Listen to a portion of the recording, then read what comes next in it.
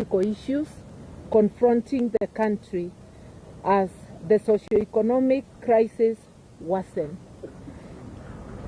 The recruitment of the Kenya Kwanza regime that has clearly lost the trust and confidence of a majority of Kenyan people. So far, the shortlisting process has left out Kenyans with credible qualifications and experience based on our assessment over the 1,400 who applied for positions. And it happened the same way with those who applied for chairperson. Quite a number of those who made the list have questionable credentials, and some of them have partisan interests and are either members of the UDA party and the ODM party or managing somebody within UDA. There are serious allegations of integrity and grave inherent conflict of interest. A number of the selected applicants are members of the executive structures of UDA and ODM and have in the last 3 years been beneficiaries of skilled public appointments by William Ruto and some by Mr. Odinga. We wish to point out the case of Joy Midivo. She has been the chairperson of the UDA Internal Dispute Resolution Committee. It is clear that Ms. MS Midivo is not eligible for consideration for appointment as IEBC Commissioner as stipulated in Article 88, 2A, Roman 2 of the Constitution. Given the clear position articulated in our supreme law of the land, why was MS Midivo shortlisted by the IEBC selection panel? This is a clear violation of our Constitution. More so, this is a great betrayal to young Kenyans who sacrificed their lives on June 25, 2024 in order to have a credible and independent commission, among other things. The cry of the Gen Z was transparency and accountability. Given the clear, Mr. Ruto's personal advocate is also set for an interview as a possible commissioner. We ask, how can a person bound by the principle of client confidentiality be expected to discharge his constitutional duty free of actual or perceived conflict of interest? Would he be non-partisan if he is recommended for the position? It is seemingly becoming plausible that the review of the original list was designed to accommodate the interests of the top members of government.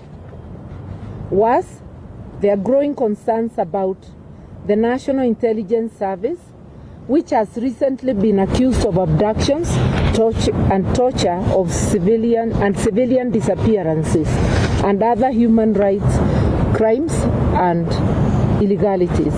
We challenge the IEBC selection panel to categorically explain how Ms. Midivo and Karua were shortlisted and the role, if any, of the NIS in the selection process. We also urge the panel, I want to add there, and anybody else who has conflict of interest, because there may be others whom we don't know and the public knows. We also urge the panel not to take part in any partisan actions that may pose an existential threat to the well-being of the people of Kenya by undermining electoral justice. And you know, electoral injustice has been a great problem in this country. The panel should only nominate persons who are beyond reproach and will carry out their functions in accordance with the Constitution of Kenya. We further demand that the principle of consultation and concurrence be implemented before the final appointment of the commissioners. Between Mr. Ruto and Mr. Odinga on one side, and the opposition, which reflects the country's current reality. In other words, what we are saying is this: let there be consultations on one hand with Kenya Kwanza and its allies, and it's obvious ODM is an ally of Kenya Kwanza, and the opposition, which clearly, because the opposition touted in NADCO report for concurrence, was the opposition in parliament.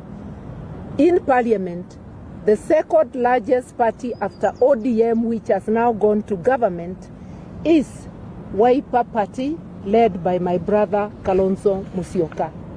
There is also the DAPK party and Jubilee, the wing led by Uhuru Kenyatta. The other wing having gone to KK. So when we talk of consultation and concurrence, we expect Ruto to consult His Excellency Kalonzo Musyoka, who will then gather the others and sit down for concurrence. Any appointment of the chairperson or commissioners without reverting to the opposition is totally unacceptable, and we will take whatever action is available to us, legal and political. On the violent early elections campaigns by UDA and ODM, following the unholy union, Mr. Ruto launched an aggressive campaign in Nairobi, accompanied by UDA and ODM officials. The disruptive early campaign featured marauding gangs who went on robbing and mugging sprees against unsuspecting Kenyans going about their everyday life under police protection. We say so because police were in view when people were being mugged and did nothing. Mr. Ruto also illegally exploited public resources to mobilize the paid-up masses. The phony display of support failed miserably, and the preposterous fake promises of creating and distributing millions of free chapatis to Kenyans did not quell the people's rage against this discredited and rogue leadership. It begs the question that many are asking across the country: how desperate and to what new laws will this rogue regime sink to? As the Ruto regime prepares to invade Mount Kenya, they are already there. We've been hearing them on the radio. A region with their misguided, Mount Kenya region with their misguided brand of politics, ya tutatenga tutaleta, and I heard him repeating the same words. We demand that common decency, basic courtesy and civility and decorum, terms that appear unfamiliar to Ruto and his ilk, that they should replace their vile and violent brand of politics which they recently introduced in Nairobi. We are cautioning him. Do not take thugs to the people of Mount Kenya and to any people in this great country of ours. Go to the people. If you believe they have given you mandate and your mandate is still current, go to them without having to mobilize thugs, without having to bus people to go and clap for you in a place they don't belong to. Finally, we call on citizens of Mount Kenya region to remain peaceful and patient and not to be goaded by the bad, insightful and hateful behavior of this discredited regime. We also have an issue with the Nairobi County government, which has recently declared Nairobi River corridor with its demographic implications. We express our strong reservations on the declaration by the Nairobi City County on March 6, 2025, that proclaimed the Nairobi River corridor as a special planning area, SPA. This will affect private properties to which people have titles. It will affect properties from Naivasha Road to Ruai, including along the tributaries of Nairobi River. We remind the Nairobi City County government that conversion of private property into public land is a function of the National Land Commission, NLC. It is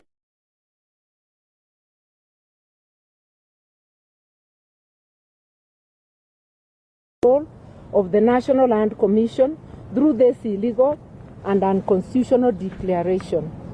In order to make a declaration like this, noting that via the Constitution, rivers and lakes belong to the national government, not to counties.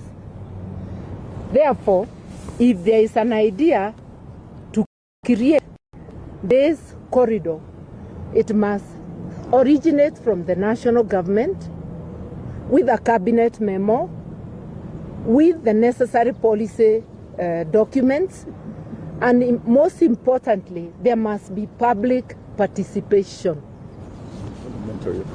and parliamentary approval.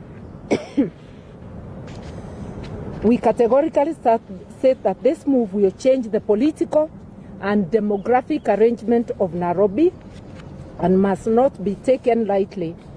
The People's Loyal Coalition will defend the interests of the people of Nairobi legally and politically. We thank you. Well done. Pole. Some water for mother. So I think we can take some questions, a few questions you might have. I'll invite, yes, we can take 3, then I'll invite His Excellency Stephen Kalonzo Musyoka to come and take this. Well, I assume the question is directed at, if it's at mother, we can still go. You can shoot, she can still answer.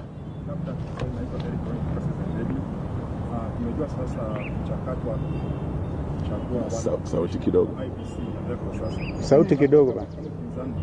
Ona mwezi sitisha labda kupitia oda ya koti na ngoja mpaka siku labda ya chama itakuwa inaendelea. Uone kama labda hiyo itakuwa na kupoteza muda. Yet you have a time now to do something like that. Stop the process. I think the second one. Yes.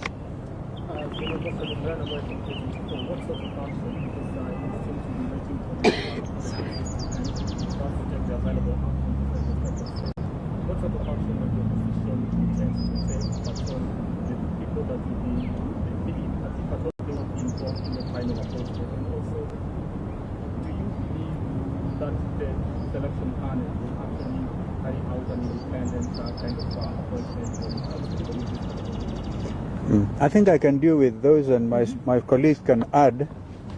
Kwanza kabisa, swala hili lina umuhimu mkubwa sana. Na sisi hatutakaa kitako tu na kungojea uamuzi wa pande moja kutoa list ya wale ambao watakuwa wameteuliwa kama wenyekiti ama mwenyekiti na pia wanachama wa tume ya IEBC. Kama alivyosema dada yangu Martha, tuko tayari kuchukua hatua yoyote ile ambayo tunaonelea ina umuhimu, na tutakaa tutungojee. Kwa hivyo kwanza, awamu ya kwanza ni kwamba walifanya ma-interview ya wale ambao walikuwa wanataka kuwa wenyekiti. Sasa wanaendelea na kuwa interview wale ambao ni commissioner, members wa tume yenyewe. Tunaangalia kabisa kwa kindani, hatulali. Na mimi mnakumbuka kwamba siku chache tu zilizopita niliandika barua nikamwandikia Mheshimiwa Raila na pia nikampa kopi Mheshimiwa William Ruto. Swala hili ni la sisi zote, aliwezi kuwa swala la upande moja, kwa sababu ukiwa ni upande moja basi Wakenya na dunia nzima itaelewa kwamba hii ni William Ruto Commission, na hiyo hatuwezi kuruhusu. So I hope I've answered your question. We will not just sit by, we are watching. We are watching, and it is good that, kwa mfano, tunatarajia kwamba the panel yenyewe inaweza ikasaidia Wakenya kusema fulani aliscore 80%, 70%, mambo kama haya. Uwazi. Ni lazima liwe swala la uwazi, ili Wakenya wajue kwamba wakijiandaa kwenda uchaguzi na ukuja, whenever that will be, watakuwa na imani kwamba hawa sio watu wa kununuliwa. Kumbukeni yaliyofanyika 2022 when my sister was a running mate ya Raila. Bado Wakenya wengi wana machungu yaliyoonekana wakati huo, ni lazima yakomeshwe. Kipindi hiki, safari hii, we are not leaving anything to chance. Yeah. We can take 2 more. We are happy. Tuwashukuruni, kama ni hayo tu. I think it's okay.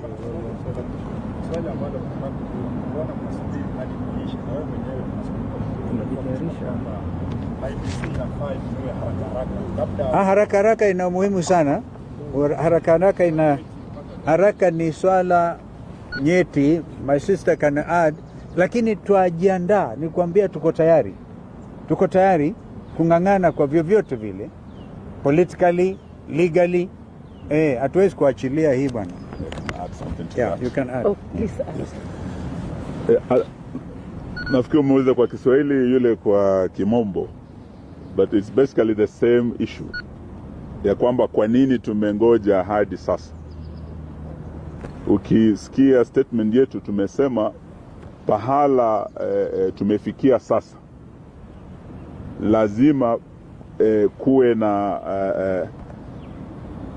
pande mbili ambazo sasa zitaamua ni kina nani ambao sasa watakuwa wale chairman ama commissioners. Ile report ya NADCO ilikuwa clear ya kwamba mazungumzo hayo paka yawe kati ya upinzani na serikali. Kwa sasa Mheshimiwa Raila na chama chake cha ODM wameingia kwenye serikali, na yeye na Bwana Ruto wako kwa serikali ya broad based. Sisi ambao tumesalia kwa upinzani tumesimama na wananchi na Gen Z, na tumesema hatutaingia serikali ya Zakayo, hatuko kwenye broad based.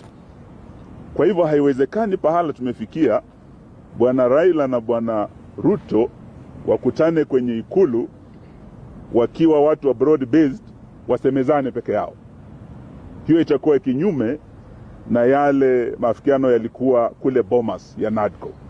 Na hayo hayakuwa tu mazungumzo, yaliweka kwenye sheria, yalipelekwa bungeni.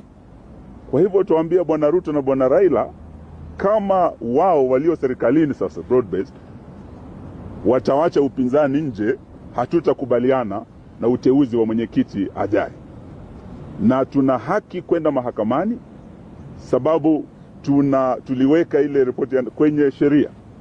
Na ndio sababu kwa statement yetu tumesema masuala haya sasa tutashughulikia kisiasa na vile vile kisheria. Mawakili wetu wako tayari, wakili wetu Ndego Njiro wako hapa na wengine kuelekea mahakamani. Mheshimiwa Kalonzo kama aliyekuwa mwenyekiti wa NADCO ashamwandikia Mheshimiwa Raila barua kumkumbusha haya ndio maelewano tulikuwa nayo Bomas. Wewe umeingia serikalini na usituambie ati hauko ndani ya serikali. Watu walikuwa wanasema Mheshimiwa Kalonzo ndio watermelon, yani nje yako green, ndani yako red. Bwana Raila hawezi sema yeye ako kwa upinzani na anasema ako kwa serikali. Sasa Raila ndiye amekuwa watermelon kabisa. Na tumwambie haiwezekani uwe serikalini na uwe kwenye upinzani. It's as simple as that.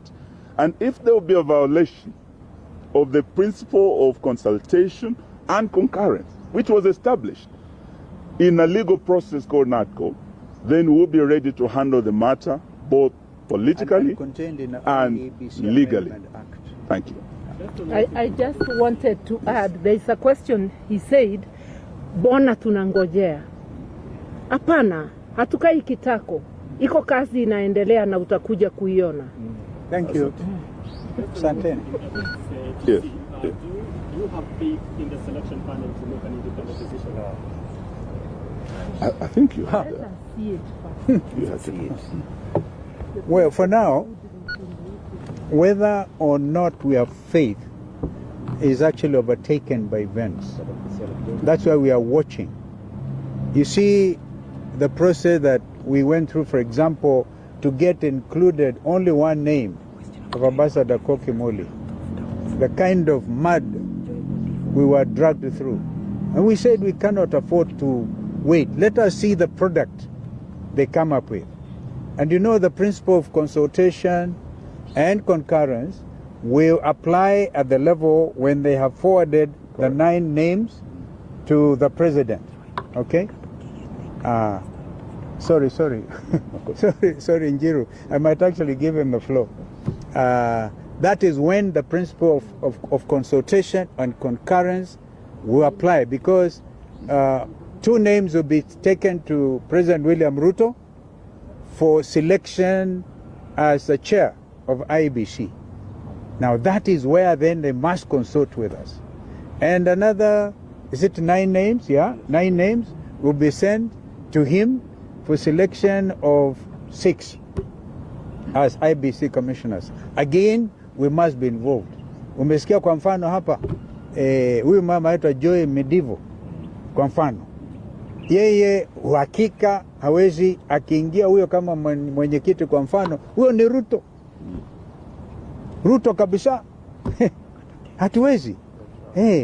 Jameni, Wani Chebukati was good enough at the time. We can't afford it. And the country cannot afford it. And the future generations are now saying, kipindi hiki, safari hii, ni Wakenya wajikomboe.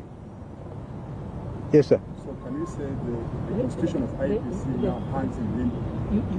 Oh, no. Yeah, that's a very quick conclusion. Yeah, mother told you, hatukai kitako. And yet we don't want to delay the process, because we're also aware William Ruto may want this thing prolonged mpaka ikimaliza 2026, waseme songesha uchaguzi to 2032. It will not happen. Thank you. Asanteni sana. I think that is enough for today.